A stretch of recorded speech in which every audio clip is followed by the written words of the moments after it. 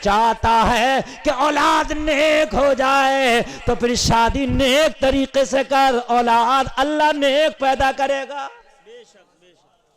समझ रहे साहब? चाहते हो कि औलाद नेक पैदा हो जाए तो ऐसा नहीं होगा। देखो एक बात बताऊं, आप जानते हो जैसी मैन्युफैक्चरिंग होगी भाइयों वैसे ही तो माल बनेगा। नहीं, आप मशीन में प्लास्टिक डालोगे तो लोटा प्लास्टिक का निकलेगा क्या एल्युमिनियम का बनकर निकलेगा? अरे भाइयों बोलो, काय का बनकर निकलेगा? लोटा बनाने वाली मशीन जो लोटा बनाती है वो मशीन ही तो बनाती होगी। तो लोटा एल्युमिनियम का भी होता, पीतल का भी होता और लोटा प्लास्टिक का भी होता कि नहीं होता? आप मशीन में डालो प्लास्टिक, अब तुम कहो या अल्लाह एल्युमिनियम का लोटा निकाल दे, एल्युमिनियम का निकाल दे, तो काय का निकलेगा?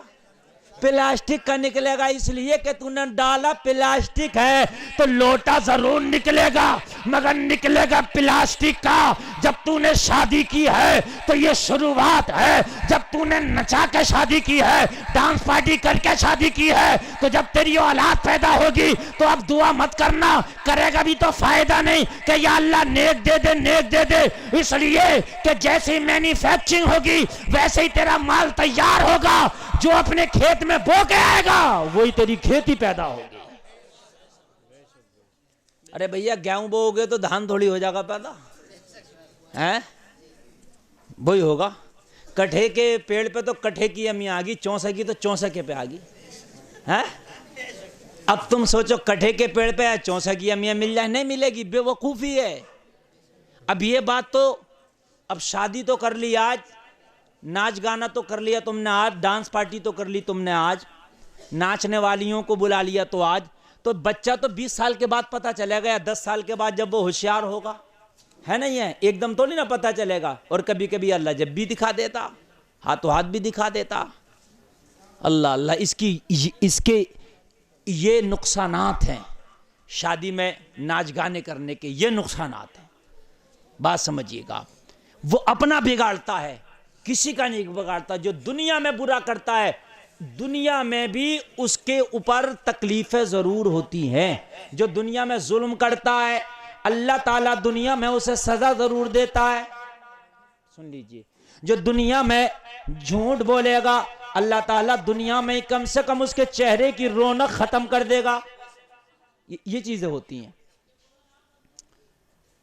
और जो दुनिया में नेक काम करता अल्लाह ताला दुनिया में ये दिखाता कि उसके चेहरे पर रौनक पैदा कर देता, अल्लाह ताला उसकी जिंदगी में खुशियां दे देता। ये तो सब अल्लाह का काम है। किसी का भी काम बताना और समझाना है। लेकिन आज कुछ लोग ऐसे हैं, हमारे मुसलमान नहीं मानते। अगर नहीं मानते तो उसकी भी दो बात सुनो। काफिर को दुनिया के अंदर अल्लाह सजा नहीं देता, इसलिए नहीं देता कि दुनिया में उसे कितनी सी सजा दे सकता अल्लाह। किसी भी काफिर को सजा दी, वो 2 दिन के लिए या 3 दिन के लिए उस पर आया कोई अज़ाब, मर गया, 1-2 दिन की कोई सजा हो गई, उसको मरने के बाद हमेशा हमेश जहन्नम में डालेगा, ये उसकी सजा है। लेकिन अगर मुसलमान अल्लाह की नाफरमानी दुनिया में करता तो अल्लाह मुसलमान को दुनिया ही में सजा देता है। कान खोल के सुन लीजिए। इसलिए कि काफिर ने एक गुनाह किया, मुसलमान ने सैकड़ों गुनाह। कैसे? काफिर ने तो अल्लाह को माना ही नहीं, एक बार इनकार कर दिया, मैं तो अल्लाह को मानता ही नहीं, वो तो काफिर है। अब उससे क्या मैटर, वो तो मानता ही नहीं जी। बात समझिए, वो तो मानता ही नहीं। मैंने कहा मैं तो अल्लाह को मानता ही नहीं, उसने इनकार कर दिया। अब वो नमाज छोड़ लिया तो नमाज का कोई मैटर ही नहीं रहा उससे, उन्होंने तो अल्लाह को ही मना कर दिया, नहीं मानता। अब वो रोजा नहीं रख रहा तो रोजे का उससे कोई मैटर ही नहीं, उसने पहले कह दिया मैं अल्लाह को नहीं मानता। तो रोजा उनके लिए जो अल्लाह को मानते हैं, तो उसका एक ही गुनाह है, क्या? कि अल्लाह को नहीं मानता। और उसकी सजा कितनी बड़ी है, वो हमेशा हमेशा जहन्नम में जलेगा। उसकी सजा भी बड़ी है। गुनाह एक उसका ऐसा, अल्लाह को नहीं माना, सजा बहुत बड़ी, हमेशा हमेशा। लेकिन मुसलमान कहता मैं अल्लाह को मानता भी हूं और फिर भी झूठ बोल रहा, नाफरमानी। मुसलमान कह रहा मैं अल्लाह को मानता भी हूं फिर भी शराब पी रहा, नाफरमानी। मुसलमान कह रहा मैं अल्लाह को मानता भी हूं फिर भी नाच गाना कर रहा, ये अलग नाफरमानी। मुसलमान कह रहा मैं अल्लाह को मानता हूं फिर भी नमाज छोड़ रहा, अलग नाफरमानी। यानी अल्लाह को मानने के बाद कितनी नाफरमानियां हो रही हैं। हम झूठ बोले नाफरमानी, शराब पिए नाफरमानी, नमाज छोड़े नाफरमानी, जिना करे नाफरमानी। चोरी करे नाफरमानी, झूठ बोले नाफरमानी, इसलिए कि हम तो अल्लाह को मानने, और ये सारी चीजें अल्लाह को मानने वालों के लिए होती है। समझ रहे हैं? अगर मुसलमान दुनिया के अंदर अल्लाह की नाफरमानी करता है तो फिर अजाब दुनिया में अल्लाह भेज देता है। और वो मुसलमान थे, मगर खुदा की कसम वो डांस पार्टी करने वाले ना थे, वो नमाजें छोड़ने वाले ना थे, वो झूठ बोलने वाले ना थे, वो हराम खाने वाले ना थे। लोगों, वो रमजान शरीफ का रोजा छोड़ने वाले ना थे, वो पड़ोसियों का हक मारने वाले ना थे, वो दूसरों को सताने वाले ना थे, वो हर नेक काम करने वाले थे, गुनाहों से बचने वाले। और जब नबी की मोहब्बत में अगर आदमी जिंदगी गुजारे ना, तो फिर मदीने वाला उसकी हर परेशानी को दूर कर देता है। अल्लाह अल्लाह, सुभान अल्लाह, बोलो सुभान अल्लाह। मैं आगे बढ़ो, ए लोगों मेरी तकरीर पे तवज्जो देना। ए लोगों तवज्जो करना, बहुत हर आदमी आजकल परेशान है। मैं क्यों ना हूं, आप क्यों ना, कोई ना कोई परेशानी लगी है, हर आदमी को परेशानी लगी है।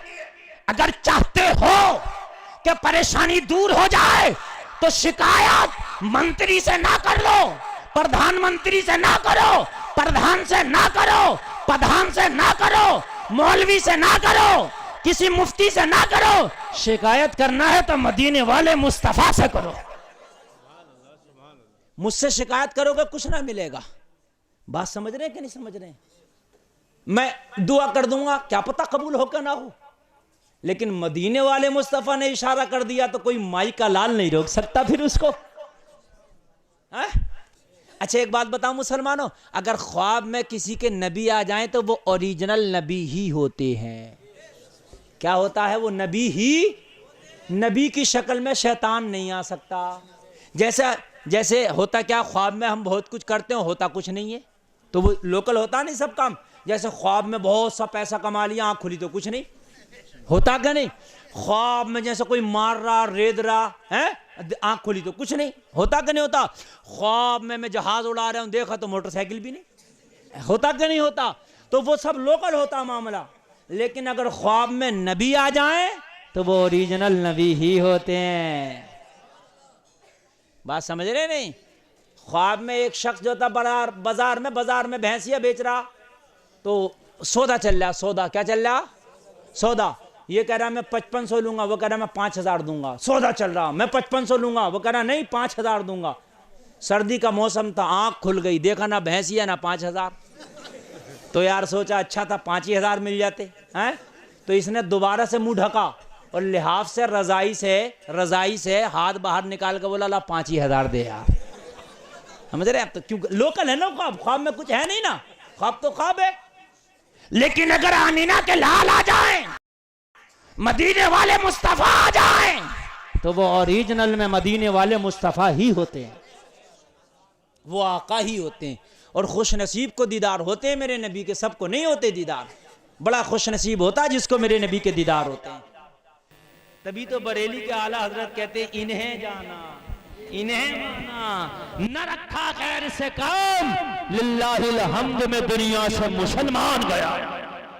तवज्जो 5 मिनट और सुन लेंगे ना, 5 मिनट और तवज्जो कीजिए। 5 मिनट और बहुत लंबी तकरीर हो गई, हमें नहीं पता चल रहा टाइम कितना हो रहा, लेकिन सुनिए। हाय हाय बात आई तो मैं आपको बता, ये जो किताब जो तैयार हो रही है ना, एंट्रियां जो चल रही हैं, समझ रहे हैं आप? इस किताब को सबसे पहले जो टच किया जाएगा वो कब्र में टच किया जाएगा। किताब खोल के नहीं, किताब तो बंद ही होगी, पूछा जाएगा। और कैसे पूछा जाएगा? मां दीन का, और दीन इस किताब में लिखा हुआ है, सब जैसे दीन पर अमल करके आया। तो मतलब ये पूछा जा रहा है तेरी किताब में क्या है, तेरा दीन क्या था, पूछा जाएगा। तेरा रब कौन है, तेरा दीन क्या है, पूछा जाएगा। तो जिसका जैसा दीन है वो अपना दीन बताएगा। भाई जैसा है वैसे, तो झूठ तो बोल नहीं सकता, ये बोल सकता कोई ना। फिर मुस्तफा के बारे में पूछा, मा कुंता तक़ूलु फी हक़्क़ि हाज़ा रजुल। अच्छा चल, वो 2 सवाल के जवाब तूने दिए ना दिए, इनसे भी कोई मतलब नहीं। बड़े पॉइंट और नुक्ते की बात बता रहा हूँ। किसी हदीस में नहीं आया कि पहले ही सवाल के बाद में मारा पीटी शुरू हो जाएगी, ना। चाहे सवाल का जवाब दे पाए मरने